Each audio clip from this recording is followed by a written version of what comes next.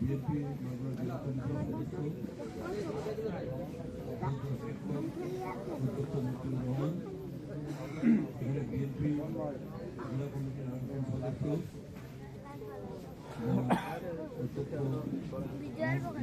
মির্জা, আমাদের মোহাম্মদপুর উপজেলা বিএনপির সাবেক সাধারণ সম্পাদক ডক্টর মোহাম্মদ রহিসুদ্দিন, এখানে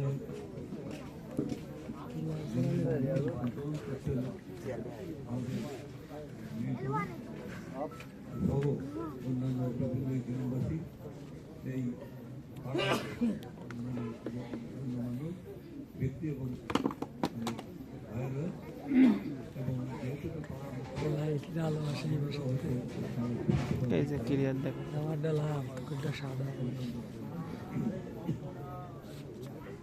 এটা ক্লিয়ার কো এই আমারটা সাদা এটা ক্লিয়ার আছে না কোনটা সাদা আমার ডালাম আপনারা সবাই জানেন যে এখানে আমি ক্লিয়ার তো হচ্ছে না ওটা দেখছিস সাদা করে দেবেন লালটি করো এই বাইক থেকেই কাছে দেখো আমারটা জমি দেখ দেখছিস ক্লিয়ার দিচ্ছে ক্লিয়ার তো দেখা যাবে তোরটা এবং 30,000 টাকা ফোন এখানে তোরটা ক্লিয়ার দিয়েছে কত মন্ত্রিত্ব দেওয়ার পরও আমি এই বাইকে ছিলাম বেশি খুবই ছোটো ছোটো রশিদ যে এখন সুপ্রিম কোর্টের বিচারপতি, সে তখন ক্লাস 2 কি 3-তে পড়তো। আপনার ছোটোকালে যখন ওখানে আমি বসবাস শুরু করলাম তখন তার বয়স ছিল 1-2 বছর এরকম। নিপুণ, আমার মেয়ে নিপুণ রায়চৌধুরী, নিপুণ মিঠুন, এখন কেউ সুপ্রিম কোর্টের লয়াররা সবই এই বাড়িতে অনেকের জন্মই এখানে হয়েছে।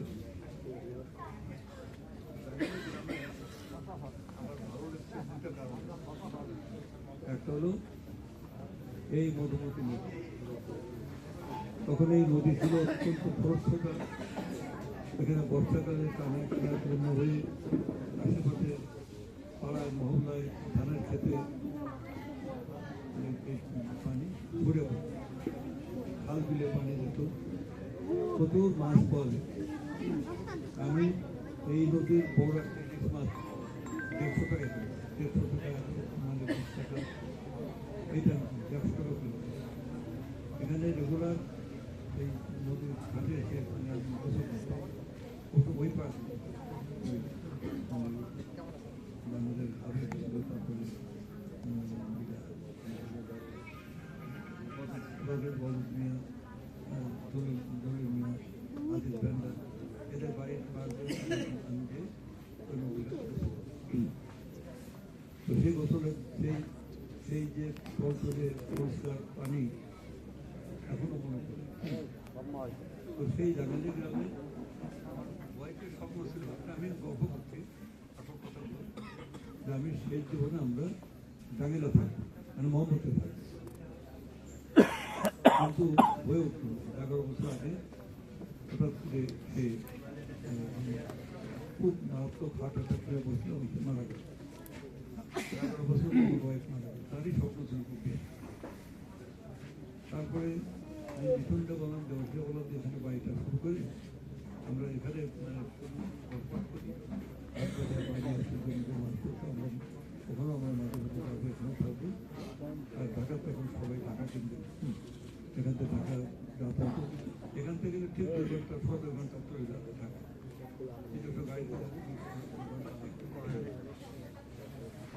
মিথুন শুরু করে এটা আবার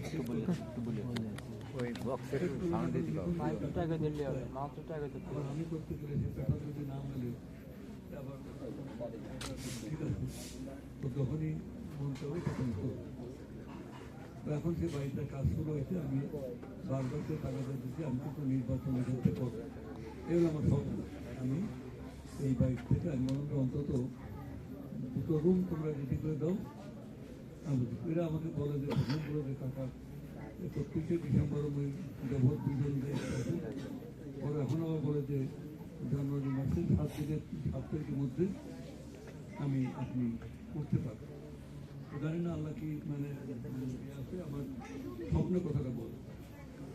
আমি আজকে পাড়ার মিটিং, আমার ইচ্ছা আছে যে আমরা যদি মনোনয়নপত্র দাখিল করব, সেই মনোনয়নপত্র দাখিল করবো হতে আগামী 5ই ডিসেম্বর তারিখে তফসিল ঘোষণা হবে। এই তফসিল মানে রুটিন, এই রুটিনে বলা থাকবে যে কবে মনোনয়নপত্র দাখিল, কবে বাছাই হবে, কয়েকদিনে বাছাই হয়, কবে প্রত্যাহারের দিন, কবে প্রত্যাহার প্রথমে অনেকে উদ্যোগ করে এবং কবে প্রতিপদের দিন সব কিছু লেখা থাকে। আমি টাকা জমা দেওয়ার আগে আমার যে একটা হলো দুইটা মিটিং আমি করব।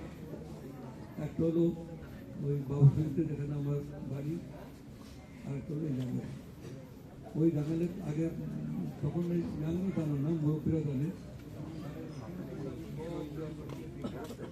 এই তো জাঙ্গালে আমার সবাইকে থেকে অনুমতি নিয়ে তারপরে আমি নিয়মটা তাই যে সবাইকে অনুমতি নিতে হয়।